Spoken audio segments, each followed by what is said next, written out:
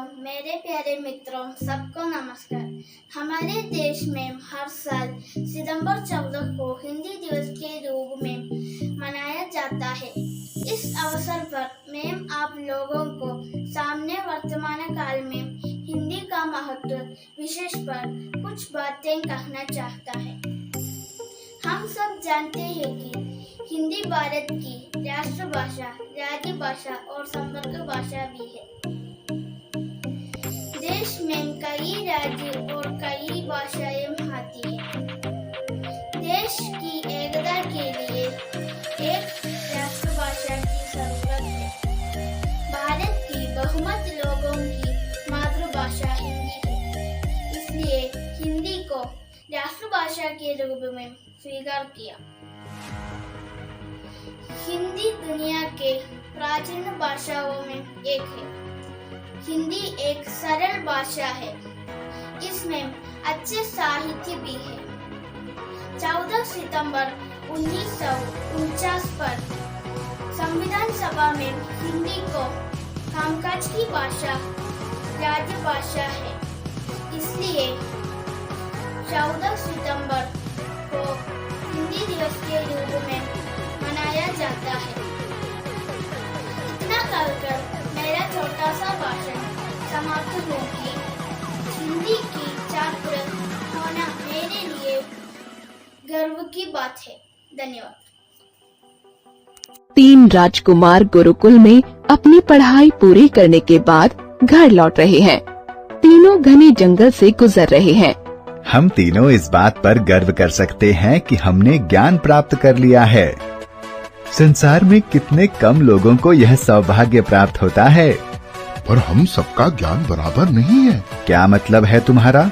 मेरा ज्ञान तुम दोनों के ज्ञान से अधिक है। कैसी मूर्खता वाली बातें कर रहे हो। मैं तुम दोनों से बड़ा हूँ, मेरे ही पास ज्यादा ज्ञान है। मैं तो गुरुकुल आने से पहले भी पढ़ता था, मेरा ज्ञान तुम दोनों से ज्यादा है। यही बात है, तो चलो परीक्षा हो जाए। तो अभिनव, सबसे पहले तुम अपने ज्ञान का परिचय दो।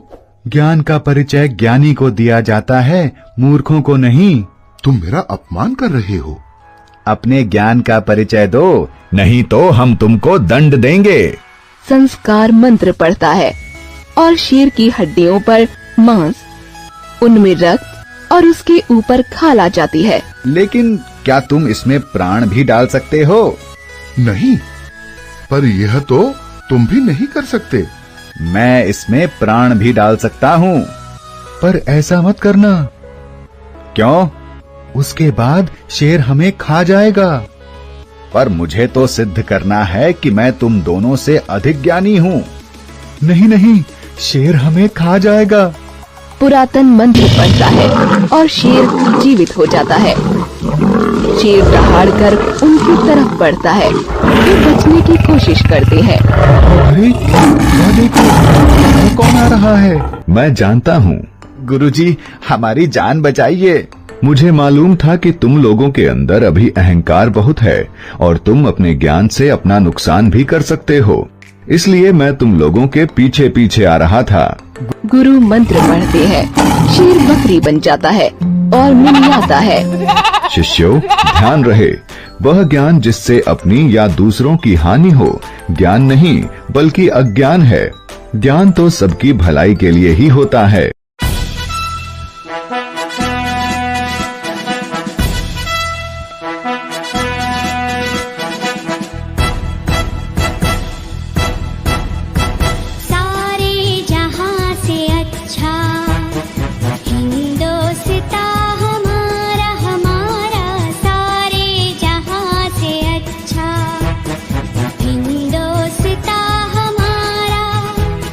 हम बुलबुलें हैं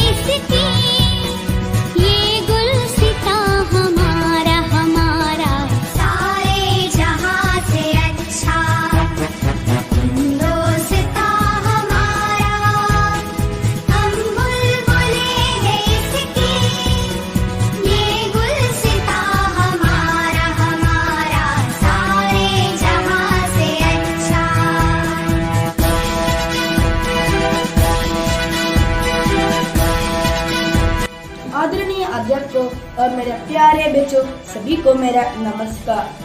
आप सभी को इस विशेष समारोह में स्वागत है। आज 14 सितंबर है। संपूर्ण भारत में इस दिन हिंदी दिवस के रूप में मनाया जाती है। इस दिन का मुख्य उद्देश्य हिंदी भाषा का प्रचार और प्रसार बढ़कर उसको विकास करना। हिंदी भाषा विश्व में बोली जाने वाले मुख्य भाषाओं से एक है। भारत में अधिकतम लोग हिंदी भाषी है। इसी कारण 14 सितंबर 1949 को भारतीय संविधान हिंदी को राजभाषा के रूप में स्वीकार किया जाता है। हिंदी विश्व की प्राचीन और समुद्र भाषा है। भारत में पहले हिंदी दिवस 14 सितंबर 1953 को मनाया गया।